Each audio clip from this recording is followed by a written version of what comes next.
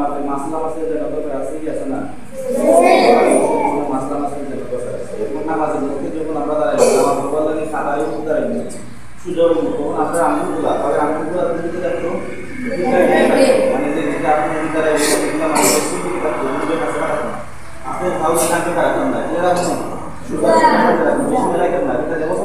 ইলা মেলাইতে না ইলা বিদিল্লাহ খান খাওয়া আড়াইতে না মানে স্বাভাবিক ইলা রাখতাম নিম্নে সায়াঙ্গুল কাজ রাখতাম অথবা আঘাত সমপরিমাণিতে রাখতাম কাজ রাখতাম আঘাত কিরকম ও কিরকম সরাবে আওতার কপিলের থেকে এবং এরকম আওতার ওষুধটা আর এরকম কাজ রাখবো মনে থাকবো তাইলে আমরা খারাইবো ওই রকম খারাই তারপরে কি জানতাম আপনি আমি আমাদের মধ্যে খারাইতাম আমাদের মধ্যে খারাই আল্লাহু আকবার আপনি আমি কি বলতাম আল্লাহু আকবার তাকবীরে তাকবীমা আল্লাহু আকবার যে বলতাম আল্লাহু আকবার হইয়া হাত কই পর্যন্ত তুলতাম খান পর্যন্ত তুলতাম কেউ দেখা যাবে বিদ্যালয়ে নিলা কানা দিলাই আর জালাল কাম দিলাই কেউ খানাটা একটা মারো মানে খানাটা কানা দিলে মোহাম্মদ আর বান্দা হয় না অথবা খান পর্যন্ত আর তোলা হয় না এরকম না বরং স্বাভাবিক খানের লতি পর্যন্ত মানে খানের লতি বরাবর আপনি আমি হাত তুলতাম এবং আমার আঙ্গুলগুলো কোন দিকে থাকতো কিবলা দিকে থাকতো ইলাখান থাকতো না ইলাখানও থাকতো না মুষ্টিও থাকতো না বরং স্বাভাবিক এরকম থাকতো ঠিক আছে নি আপনি আমি ওই রকম হাত তুলবো ওই রকম হাত বাঁধবো এবং কই বানতাম নাভির নিচে হাত বানতাম নাভির নিচে হাত বানতে একটা জিনিস সতর্ক করতে হবে সেটা হইল গিয়া তোমার দুই আঙ্গুল দিয়ে ও আঙ্গুল দিয়ে আপনি আমি ওই ধরতাম ঠিক আছে নি ওই এরকম হাতের মধ্যে ধরতাম এবং ওই তিন আঙ্গুল দিয়ে আপনি আমি ওখানে ফলাইতাম তিন আঙ্গুলে ওখানে ফলাইতাম ফিটের মধ্যে ফলাইতাম হাতের ফিটের মধ্যে ফলাইতাম তাইলে দেখা যায় হাত বাঁধলাম ওই লেখান তিন আঙ্গুল ফিটের মধ্যে ফলাইলাম এটা এমনি সারলাম না বরং ওইটা এমনি ঢুকাইলাম তাইলে আমার হাত বাঁধা হয়ে গেল তারা নিয়ে গেল হাত বাঁধা হয়ে গেল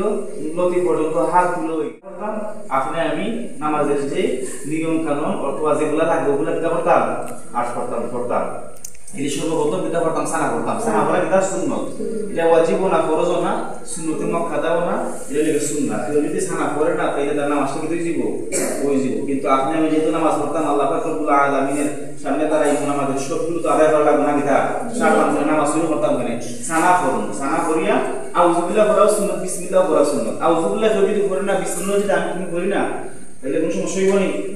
সমস্যা হইতো না আউযুবিল্লাহ সারা বিসমিল্লাহ সারা সানা সারা যদি আপনি আমি আলহামদুলিল্লাহ দিয়ে শুরু করলে আমার নামাজের কোনো গাঁট ঠিক হইনি নামাজের কোনো গাঁট ঠিক না কারণ এগুলো সুন্নাত এগুলো কিন্তু স্বাভাবিক সুন্নাত কিন্তু আপনি আমি সুন্নাত শুরু আদায় করতাম মনে থাকবো তাহলে আলহামদুলিল্লাহ করা উচিত আলহামদুলিল্লাহ বাধ্যতামূলক করা